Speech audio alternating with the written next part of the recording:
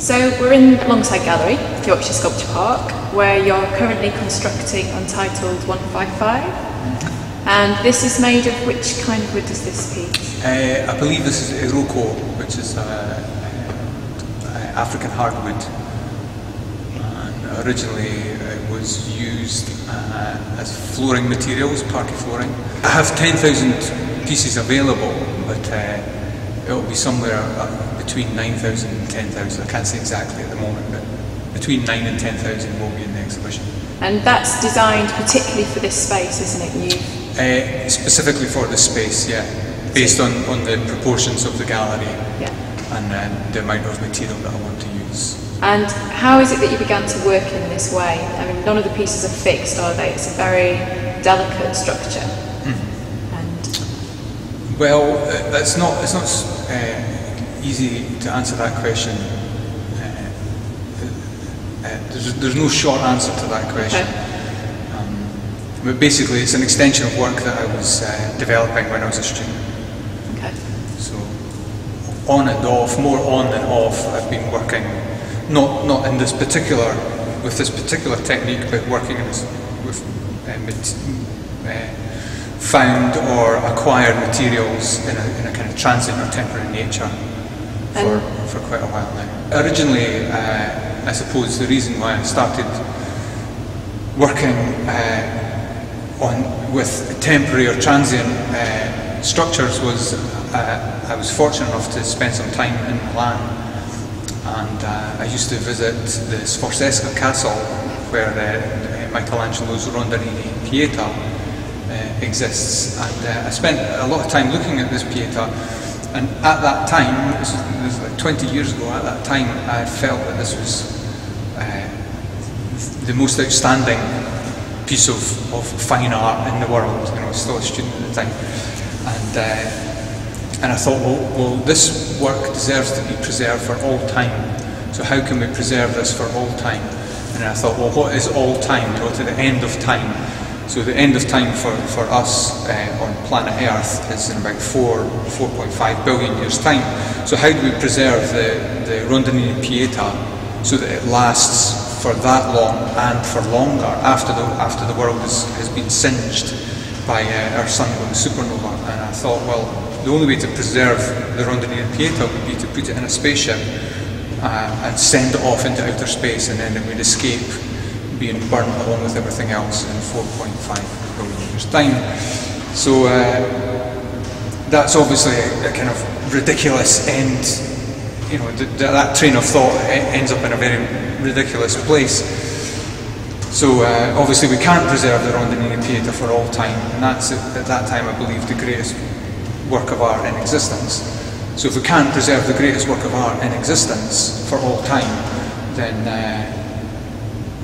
why should I hope or aspire to having my work being preserved for any length of time?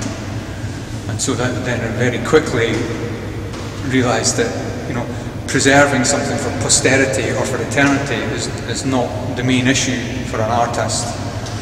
And so then I moved into doing temporary and transient works. And have you found that quite a liberating practice? Yeah, pardon the figure of speech, but if it's set in stone, it's set in stone, you know. And if it's not set in stone, it's not set in stone. You know, if it's just written in the sand, then it's going to go away, but the sand's still there and you can write it again. Exactly. You know? So I do find it very liberating. That you're restricting yourself so much, but because you're so restricted, you're so limited, actually you get to a point where the possibilities are endless. So it's kind of it becomes unlimited again. It's like you go through. You kind of go through a sort of, you know, restricted space, and then you find yourself in a completely different space, you know, where all, you know, within the given parameters of what we have, material, gravity, so on and so forth, you know, the possibilities are endless. But you're working through ideas, through process and through making, through experimentation. And I think you mentioned as well that quite often they'll begin with the mandala. Well, this sort of is like a kind of mandala, but it's also in India they would call it a rangoli, which is a kind of, you know, it's just a basic geometric pattern that's repeated over and over. And that was when I was trying to get a circle. Because I would restrict myself with the material, I wouldn't have a measuring tape. The length of the unit that I was using was also my unit of measurement. You're basically laying out a floor plan, and then from that floor plan you can subtract equilateral triangles. You take all those equilateral triangles out, or take all those squares out, or take everything out from that end and just leave things on this end. So that in itself is like a kind of it's a sketch, it's a drawing in itself, but it's also a template floor plan for any possible structure. So we could have done that with this space here, but we just did it with a laser. So I don't need to, I work with I restrict the parameters in which I'm working. But in this case, I don't need to build the rangoli to get this circle. I can do it with a laser, because I know what I'm going to. I'm not discovering this circumference, or I'm not discovering the shape here. The shape's already set. This is what we're going to do, and this is how we're going to do it. So I don't need to explore how to make a circle. But this mandala was basically exploring how to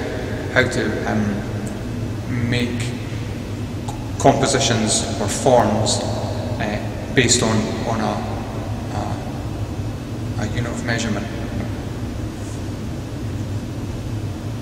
So you don't need the measuring tape. You don't need glue. You don't need electricity. You don't need, all you need is your imagination and some patience. And the conclusion of most of these structures is what's become known as a kick-down event, where you actually literally kick one corner of the structure or a particular point in the structure. That's right. Yeah. And then it will... And then it'll collapse, yeah. I mean, you could bump into it with your shoulder, or, you could give it a shove or something like that. But I just find that it's just easier, or you can put on a clown's nose and tie a bit of string, and it can be a kind of big performance. But it's just easy to just kind of sweep away the sticks at one point, probably at the end. You could do it in the middle, but then it will fall from both ends. And in this case, I'd like it to have a starting point and a finishing point. There's a conclusion to the whole process of building something up and then collapsing. And do you see the performance and the bringing down of the structure as being an essential part of the work? It's a completion of the particular cycle. Yeah, it is. Yeah, because then you're back to, it's not the right phrase, but you're back to square one. You're at the point where you started, although basically the time for this exhibition will be finished, and somebody else will have the gallery space. So the sticks go back in the box again. So they came out of the box and they'll go back in the box, and then they might go somewhere else, and they might come out of the box again, and then that'll be a different work. So it's a kind of cyclical thing, but it's also it's a kind of linear thing. It doesn't have an ending, unless the sticks get burnt or thrown away, or I die or something. It just continues on. So when the structure collapses, that's not the end. That's the end of the exhibition, but that's not the end of the work. That's just sort of the end of this chapter in the life of this work. And is there a sense of a decommodification of the artwork in that process, or is it a more practical solution to being able to exhibit internationally? Well, there's a lot of practicalities that come with working in this way. In terms of decommodification, if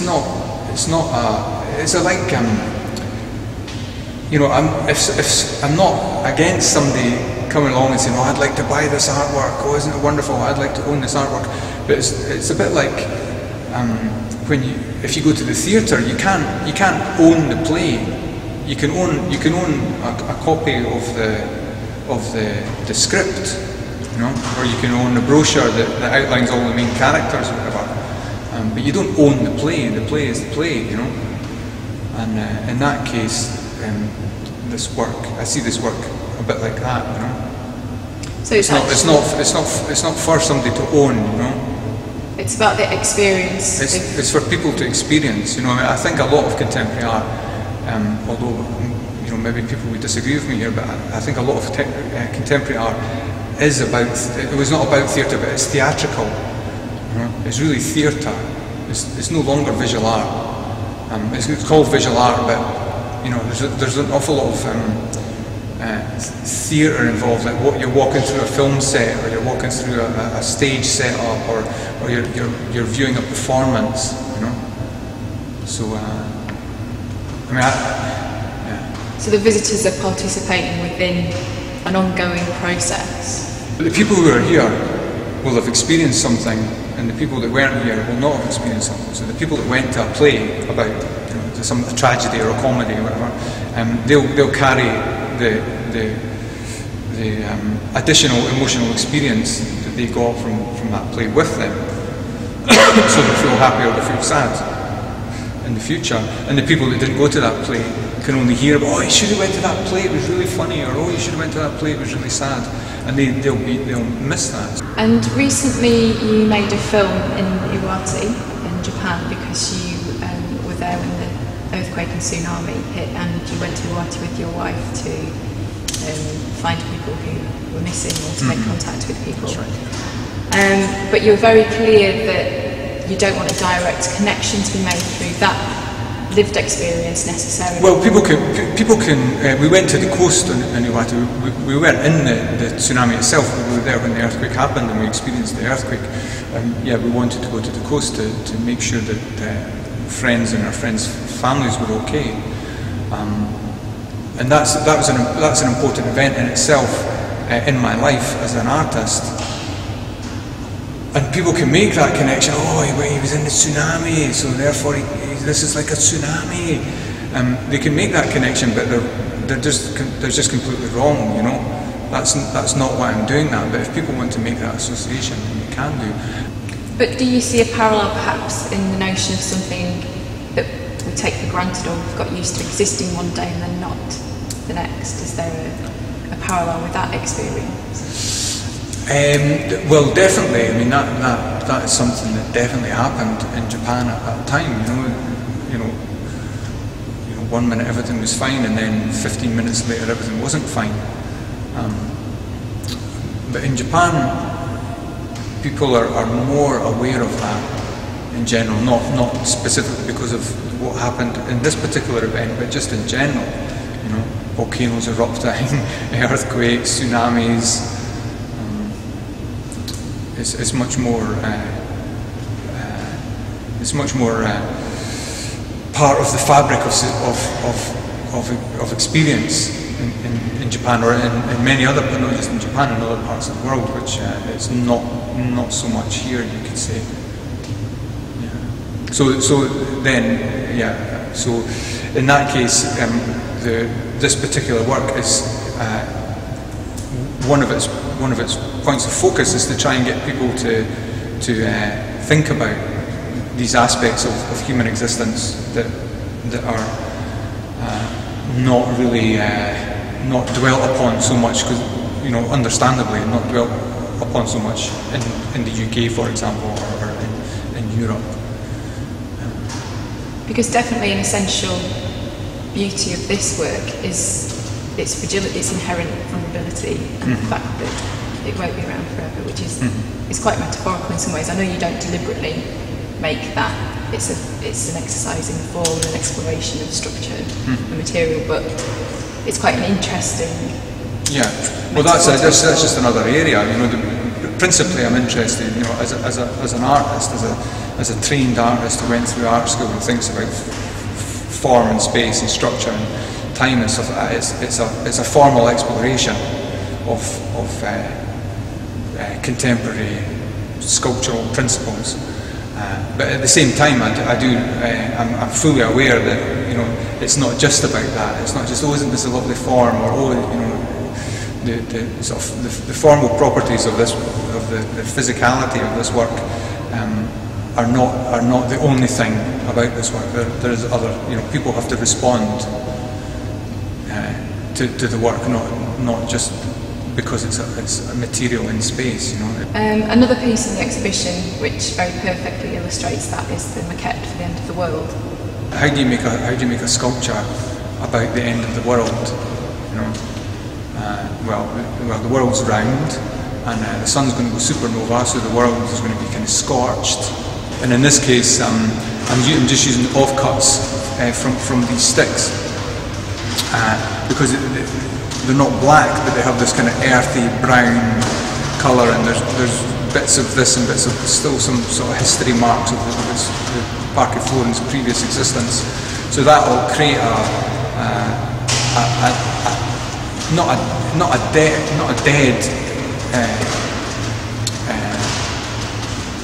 image, but anyway, it'll look like it's just not answering that question very well. It'll just I'm just trying to put a kind of make a kind of formal visual representation of the end of the world. Again, it's to do with like form and space and time and stuff like that. But also, it's not just called Big Ball of Sticks. You know, it has a title, and that title is referring to something in the future that people should think about. Okay, you and I are not going to be here maybe we're not going to be in 4.5 years' time. I don't know, but you know, we're not going to be here in 4.5 billion years' time. But that doesn't mean that we shouldn't think about, you know, that time. And you don't have to think that far. Maybe you could just think about 1 billion years in the future. Maybe you could just think about 1 million years in the future. Maybe you could just think about next week, you know. So that's why I'm presenting that work, partly because of this. Because otherwise you could just write on the wall, you know, the end of the world. You know, and then you've right, I've got to think about the end of the world. So, you know, I'm not just going to write text on the wall. I want to enjoy, you know, exploring, making structures and form, and seeing if it's successful or not. You know, both as a formal piece and as a visual trigger. You know, but the visual trigger is not enough in this case, because people will just say, you know, why is it, you know, it's a ball of sticks. So you have to give it a title to nudge people's experience and thought processes in the direction specifically that you want them to go in. And other previous works are shown here as well through film. So one is to see ourselves as others see us, which was first done in Bangalore. In India, it was part of a group exhibition in Bangalore in India. Yeah. And that began when you saw was it a film poster? I think it was a film poster. I don't even have a photograph of the poster, which is a shame, because if I'd had a photograph of the poster then I could talk about it more. But I believe it was a film poster, and it was on a wall. I mean, when I went to Bangalore, probably I was invited because people thought I was going to build a stick structure, and I didn't know what I was going to do. And in many cases, I tried to keep an open mind, is what people say. So I was walking down the street, and there was this poster on the wall, and it was on a stone wall. It was a rough stone wall, and somebody had poked out the eyes, because there was a space behind the poster. It was just stuck crudely onto this wall. They poked out the eyes of one of the actors or actresses, or both of them. Maybe it was just one or something. And that just made me think about why would somebody do that? You know, did they resent the fact that this actor or actress had lots of money and they didn't have lots of money? Because there's a lot of people in India that don't have a lot of money, and it's very, very obvious, you know, almost everywhere you go. And yet there's lots of wealth and riches, especially as represented in the film industry in India. So I just kind of thought, well, it would be good to put the eyes back in that picture, and then rather than just stick it, folding the paper back or whatever like that. If you as a poor person could look through the eyes of a rich person, would you see yourself differently, or would you see the world differently? And then that obviously that thought process makes me think of a poem by Robert Burns, To a Louse, is the poem, and it's about this little flea on a woman's bonnet.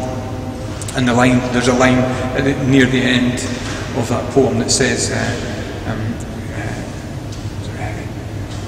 I can't quote it exactly perfectly, but it's to see ourselves as others see us. Wouldn't it be good if some power could give us the gift to see ourselves as others see us? Is the Queen's English translation of that.